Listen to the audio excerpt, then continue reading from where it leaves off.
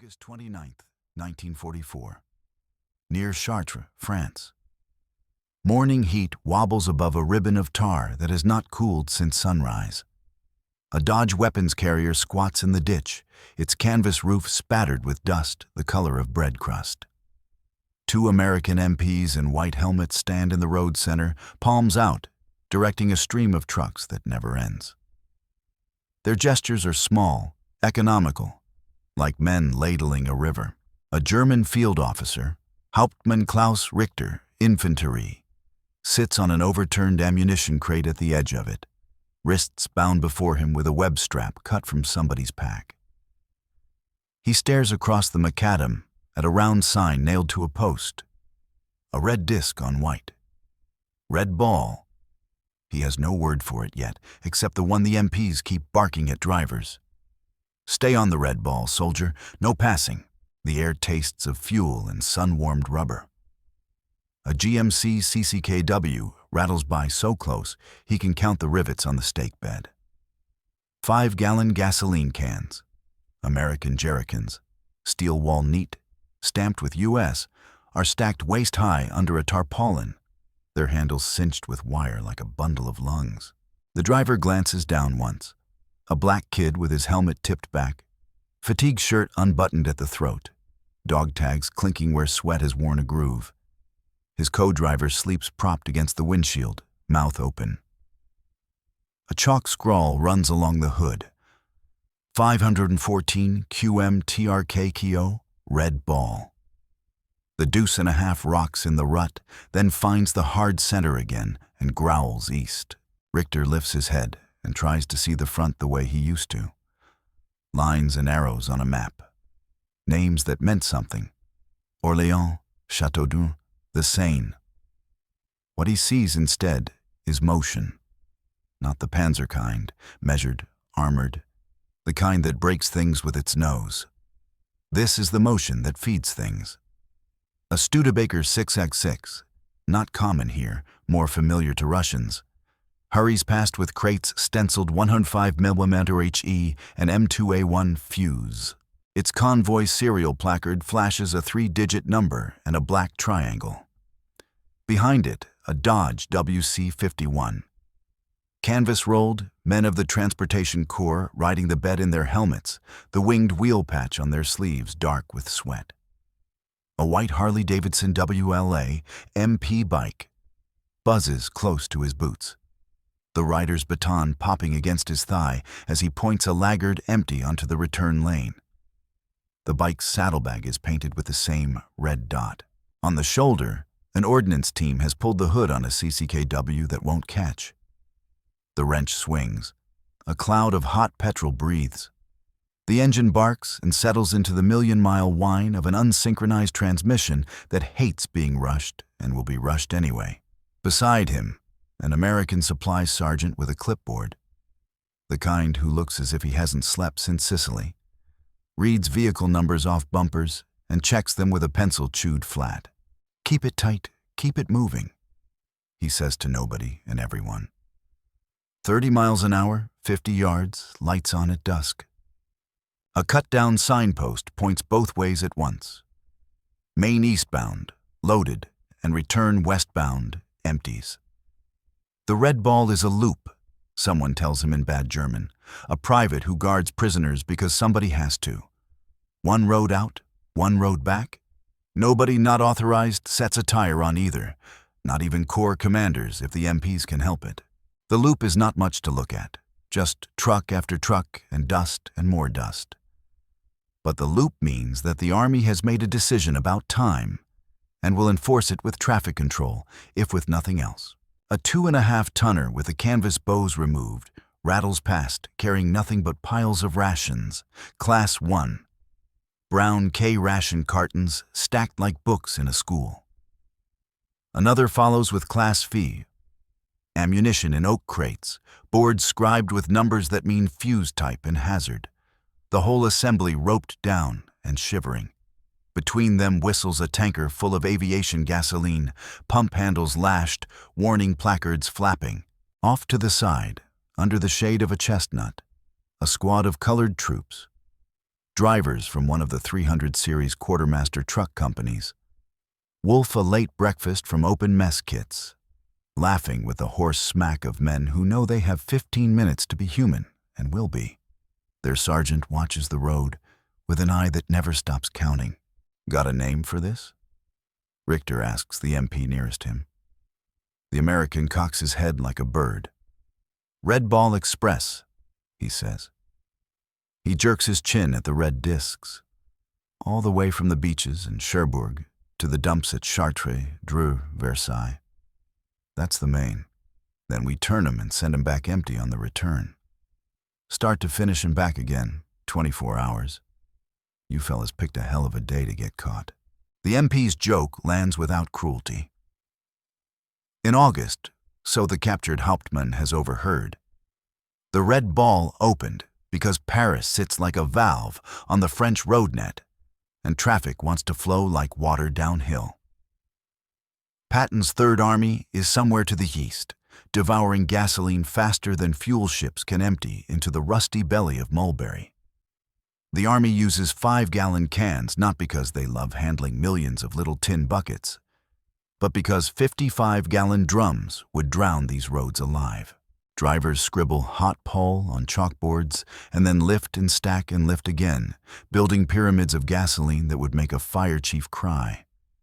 Every fourth truck in a convoy is fuel.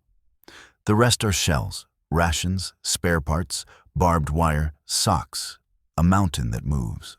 Between August 25 and November 16, 1944, the RedBallExpress ran a priority, one-way loop from Normandy depots, Saint-Lô, Isigny, Cherbourg, to forward supply points at Chartres, Dreux, Versailles, and beyond, moving up to 12,000 plus tons per day, with over 6,000 trucks and predominantly African American drivers from quartermaster truck companies. The road was MP's law. No passing, convoys only, 24 hours a day to keep Third Army and other advancing forces in fuel, ammo, and rations for the sprint across France. Another convoy crests the rise. 30 trucks nose to tail, each 50 yards apart because somebody taught them that the way to make a road breathe is to keep rhythm. The placards on their bumpers read like a rosary of friction and heat. 3A, 90 ID, SVC, Tout Corps, TC. A jeep with a red dot on a paddle skitters up the shoulder, its driver shouting into the wind, "Keep it coming! Keep it coming!" The convoy leader holds 28 miles an hour like a man balancing a glass in each hand. Too fast and they scatter, too slow and they lock the whole world in first gear. Richter has seen new tanks fail for want of fuel. He has watched horse teams claw at French mud while his adjutant fingers his last petrol coupon like a prayer card. He looks down the road, not at one truck or 5, but at the idea of trucks, at the way the Army has put discipline on distance. He hears Patton's name the way German officers hear it, as a problem that looks like a theory until it shows up at your creek crossing with a bridge company and a timetable. He understands something he did not when he put down his pistol yesterday. Hands raised, any commander can make a brilliant thrust, but only a giant can sustain one on roads that still stink of sun and tar and spilled gasoline. Somewhere down in the dust, a driver honks twice and laughs. An MP's whistle cuts through the heat. The red circle on the sign seems to pulse like an artery. The trucks keep coming. August 30th, 1944. The main eastbound lane, dawn to dark. The convoy wakes before the sun. In a hedgerow field-turned motor pool, drivers from the 514th Quartermaster Truck Regiment tighten tailgate chains and thump tires with a short-handled hammer. PFC Lewis Carter, Memphis-born, 20, checks the lashings on his load. Jerricans by the pyramid, Class V crates nested like bricks, a roll of concertina wire that will make someone cuss in 2 days. He tongues his teeth and tastes road dust from yesterday that no amount of canteen water can wash away. His co-driver, Eddie Red Dalton, checks the fire extinguisher bracket and tucks a lucky prayer card from home into the corner of the windshield. Drivers mount.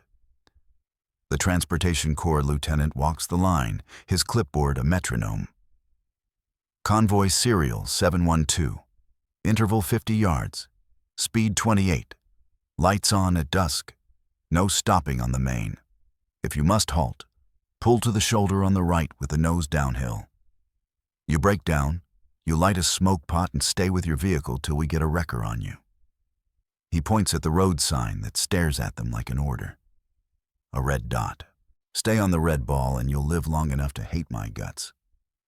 Carter double clutches into first, non-synchro teeth complaining, and lets the clutch up high.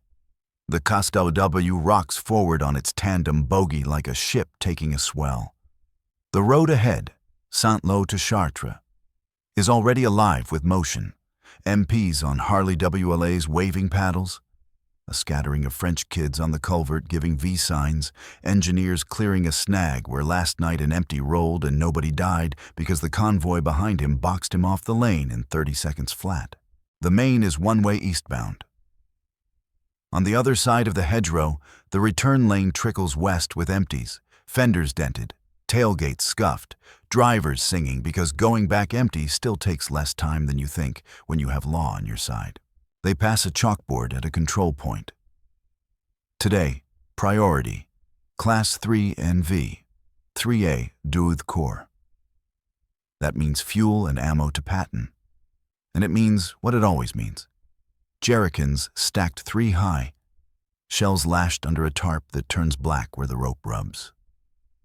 Carter holds the wheel in that deathless truck driver way, elbows light, hands low, eyes about a mile ahead, and a quarter second to the side where the MP might lift his paddle. Dalton keeps the book. Miles, temperature, fuel draw from the 270-gallon tankers they'll tap at a midpoint dump. In the bed, the cans clink like 100 iron tongues. They run by Dreux, the steeple black against a fresh sky. At the forward gas dump, tanker semis nose up to refuel the convoys without unlacing a tarp. A quartermaster pole sergeant in a pistol belt and no nonsense handles the jerrycan draw with a tallyman's soul. Men pass cans hand over hand in a living chain, stenciling chalk marks on tailboards and wiping gasoline from their thumbs onto already ruined trousers. A sign lashed to a tree. No passing. Keep moving. Convoy route only. Another. This road is your life. Treat it right. It is not poetry, but no one listening to a 6x flex and whine through second thinks poetry would help.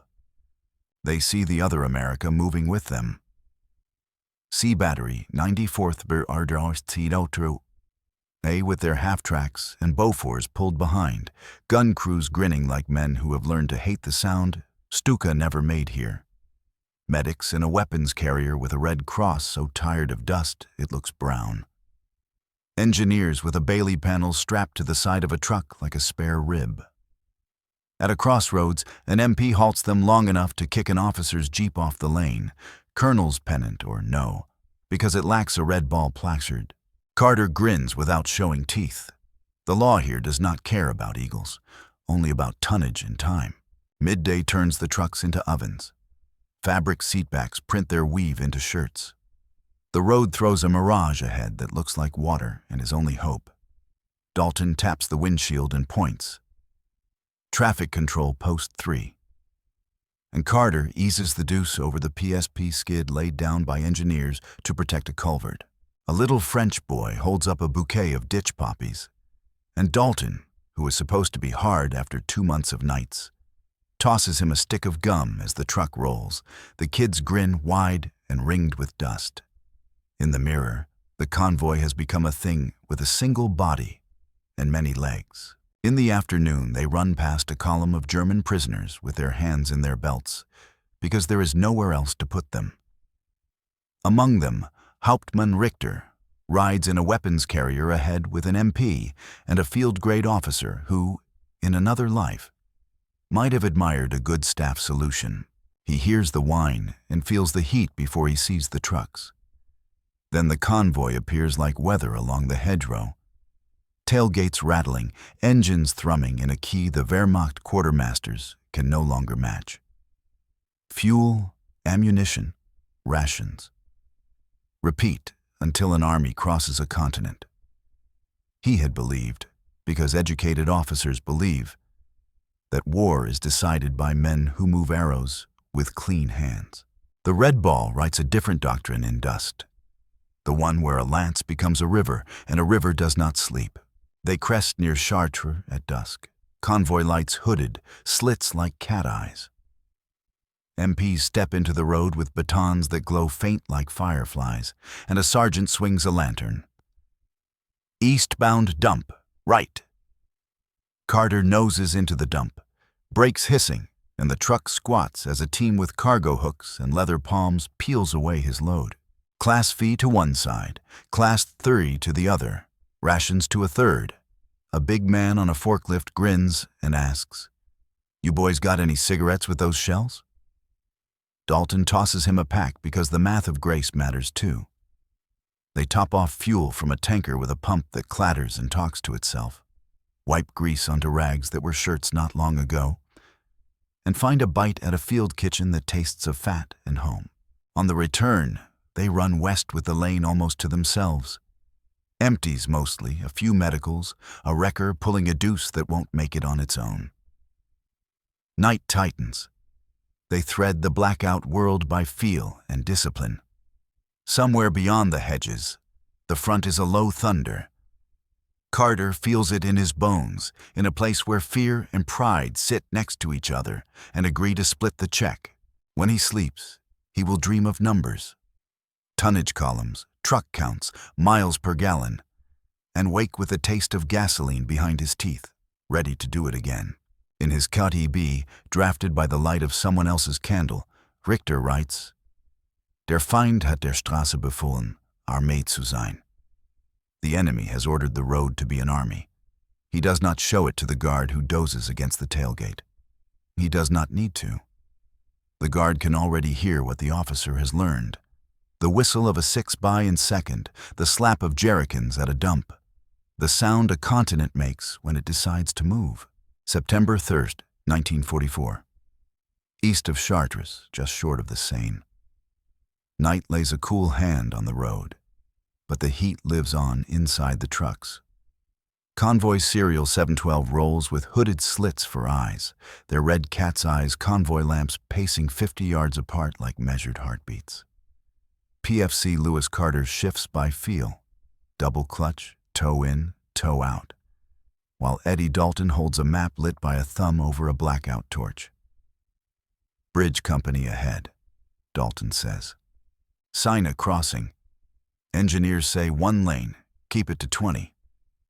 The road dips toward a black ribbon of water over which the Army has thrown a necklace of Bailey panels and jargon. A sapper with a chalked helmet steps into the beam, palm up. "Easy, driver. Mind the joints. No stopping on the span." Carter eases the GMC CCKW onto steel with the truck's whole weight, humming up through the seat springs. The Bailey shivers and answers, section by section, like a piano being tuned. Downstream, a burned French lorry rests on its side like a drowned horse. Yesterday's local attempt at hauling a war with wheels that don't match the weight. On the far bank, engineers clap them through, a quick slap on the tailgate like baseball coaches sending a runner home. The convoy reforms in the dark as if pulled by wire. A mile past the bridge, the night smells of aviation gasoline. At a forward pole, petroleum, oil, lubricants dump. Quartermaster men have laid out a garden of steel. Jerrican pyramids, truck-topped pumps, a line of 750-gallon semi-trailers feeding hoses that hiss like adders. A sergeant in a pistol belt keeps count with an accountant's scorn for poetry. 2 cans per tailboard stop, 4 if you're east of Soissons. Don't loiter. Sign your chalk. Move. Meets. Men pass cans hand to hand, paint worn silver on the handles. Somewhere up there, Third Army's tanks wheeze on fumes.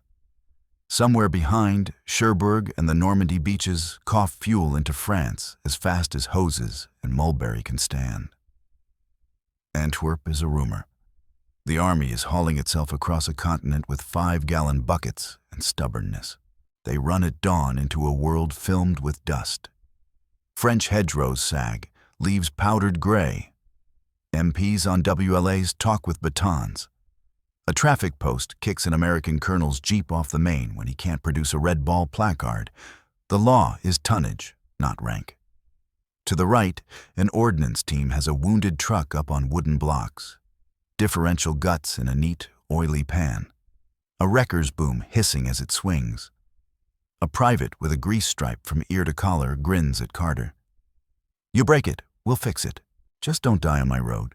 Mid-morning, the convoy skirts a field where the army has grown a city of boxes. Rations, Class 1. Mountains of K rations with the slick paper sheen of new. Class V, 105 and 155 shells stacked in perfect cubes. M2A1 fuses ticking only in ink. Quartermaster Graves' registration passes quiet with a canvas-covered trailer and a sadness that needs no escort. At the dump's edge, a line of French civilians in aprons and cracked shoes sells coffee and apples they swear are American, because Americans will pay for the word. Dalton buys 2 and tells a woman from Chartres that her steeple looks like home from the wrong angle. She touches his sleeve and says nothing at all. By noon, the road is an oven. Dust hangs and won't fall. Carter watches the road discipline like a catechism, interval, speed, lights. While Dalton keeps the book. Miles, oil temp, gallons drawn, tire pressure checked with a thumb because the gauge is broken, and the motor pool at St. Lo isn't a church. The winged wheel patch on Carter's sleeve is the color of sweat and dirt. A chalkboard at Traffic Control Post 4 says what today is for. Priority.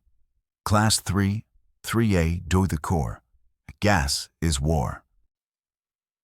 Someone has turned logistics into a sign, and the sign into law.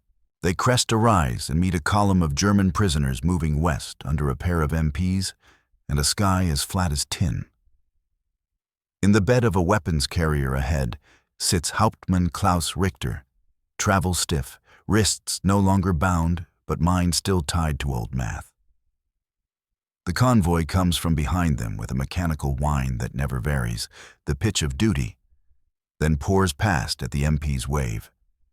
Trucks shouldering the road's crown like cattle shouldering a gate. "Red ball," the guard says to him in clumsy German, tapping the red dot on his baton. Beaches to Chartres, Dreux, Versailles, and forward dumps. One way out, one way back. Richter watches a tanker, a ration truck, a stack of Bailey bridge panels, a half-track towing a Beauforts, a wrecker, and then 20 more, just like the first. The realization that began yesterday sets hard like a cast. This is not a column. It is a system, an artery, policed by men who will wave a general off the road to keep a gallon moving east. Afternoon brings a breakdown 3 trucks ahead. The deuce burps steam and pulls right nose down just as the lieutenant's convoy clock clicks a new minute. A kid jumps from the bed with a smoke pot, strikes it, and plants it by the shoulder in one motion. An MP is already up the road with a paddle and a whistle. A wrecker arrives before the radiator stops hissing.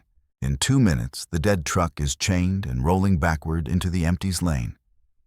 The convoy closed up by a traffic sergeant who herds 50 vehicles like a dog does sheep. Carter never touches his brake. "You see that?" Dalton says, throat dry. "That's a football team that practices every day." Toward Soissons, they pass a forward maintenance park where trucks get 10 minutes of eternity. Oil, grease, a new fan belt, a prayer. Tires pile in a pyramid taller than a man. A tech with a vulcanizer has burned a hole in his coveralls that makes him look like a preacher of some faith that smells of rubber. A mobile bakery steams white bread into the air the way a factory once did back home. When a chaplain walks by in dusty black, men reach up and touch his sleeve like he's luck. He blesses the road. No one laughs. Evening pulls them through a village whose stone has worn out names. Épernon, Étampes. and into a stand of poplars where the road ribbon narrows and the convoy becomes a long, patient animal again. Half-tracks pulled tail-end Charlie with their Bofors barrels tipped to the three-quarter sky. Once, there was a Luftwaffe, and somebody still keeps faith. At a crossroads, a jeep without a placard noses onto the main. An MP steps out, baton up, face set, and the driver's hands bounce apology. The jeep backs into its own lane as if faith were a physical law. They dump at a forward point that is barely a field with a ledger and 4 Clark forklifts. Men in Transportation Corps' helmets ride the forks like circus kids, laughing in voices that say they haven't slept more than 4 hours in a week and do not remember what quiet sounds like. Patton's boys are yipping for gas like hounds, the yard boss says, pencil stub behind his ear. Get 'em their chow and class VIP or they'll sick a general on me. He winks at Carter. I'll trade you a pack of Lucky Strikes for a clean pair of socks. Dalton tosses the pack. The socks can't be helped. On the road back, empties westbound, tailgates rattling like a jar of nails, Carter finally sees the night sky. It's big and ordinary in a way that would let a man believe the world is sane.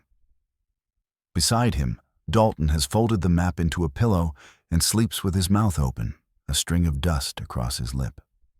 The truck hums. The convoy breathes. The road is a fact now, not a miracle. Richter, lying in the bed of a weapons carrier, studies the shadow river of trucks moving east. Hooded lights pacing like a rosary. In school they called it operational art. In staff college they spoke of Umfassung and Kesselschlacht. In Russia, he learned what winter does to men who think supply is a future problem. Here the Americans are building a battle out of now. He closes his eyes and sees a red circle on a road sign. He opens them, and it is still there. September 12th, 1944. Lorraine, west of Nancy. Rain needles the windshield, a fine French drizzle that turns the verges to soap and the road crown to a black ribbon, slick enough to make a 6x feel like a skiff. Convoy Serial 712 has worn a groove through the weeks. The faces change at the dumps and the watch bill shifts, but the rhythm holds. Interval, speed, lights, law. PFC Lewis Carter hunches forward, elbows light, watching the cat's eyes lamps of the truck ahead float and dip like 2 slow fireflies.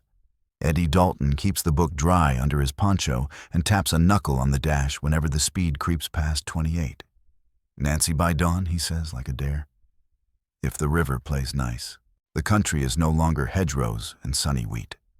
It is Lorraine, low humps and rivers with old names, Meuse, Moselle, and towns that smell of wet stone. Third Army has traded the sprint for a knife fight. Bridges blown, river lines held. Metz out there like a door someone welded shut. In the dark under the rain, Carter meets a new enemy that does not speak German.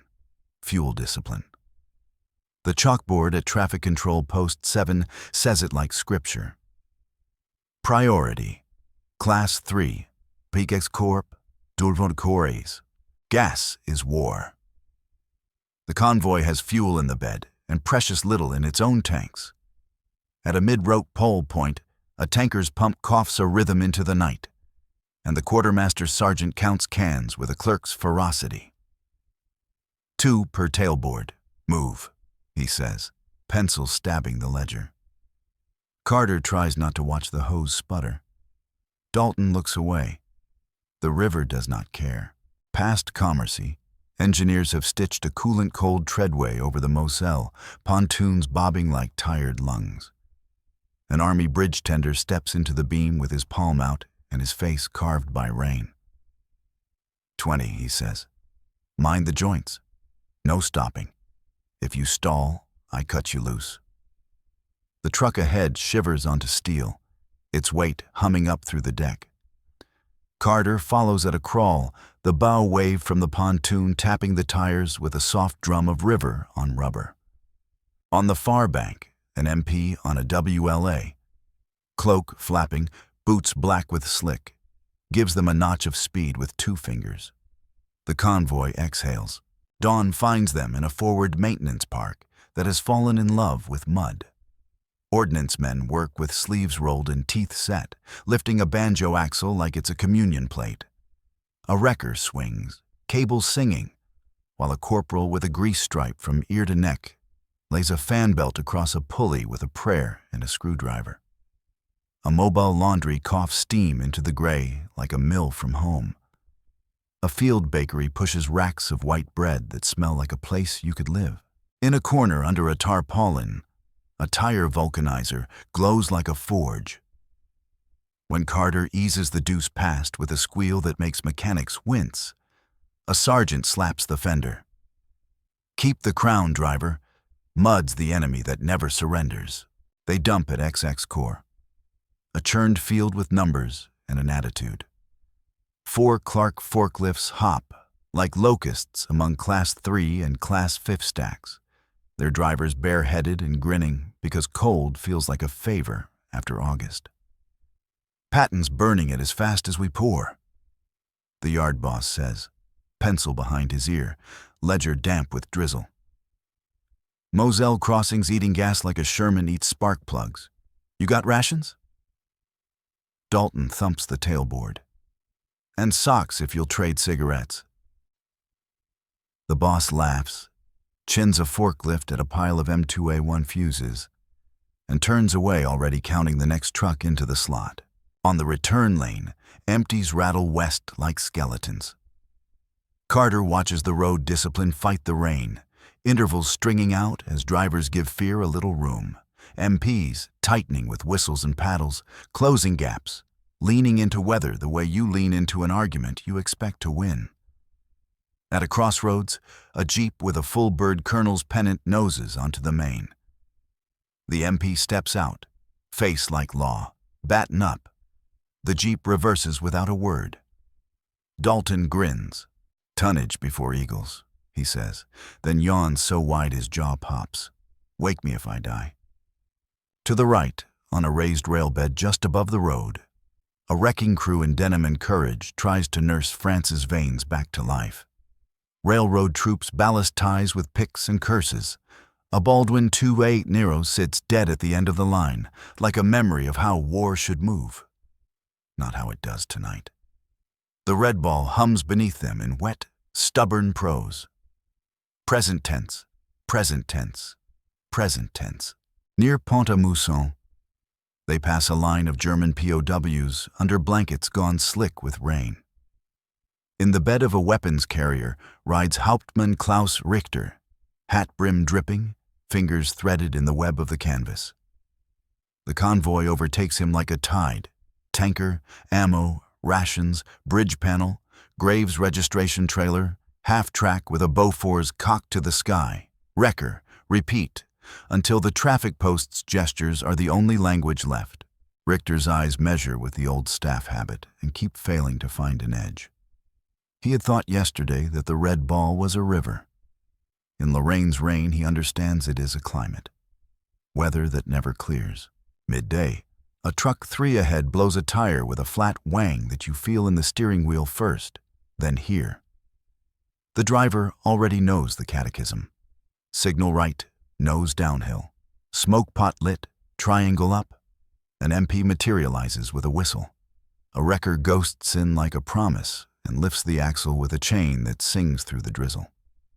The convoy closes without a brake light. Dalton taps the dash twice, his private applause for a team that has rehearsed itself into reflex. By afternoon, the rain thins to a greasy shine. A chalkboard at a control point says what the day has done and what remains. Delivered, 9,100 tons, 3-5.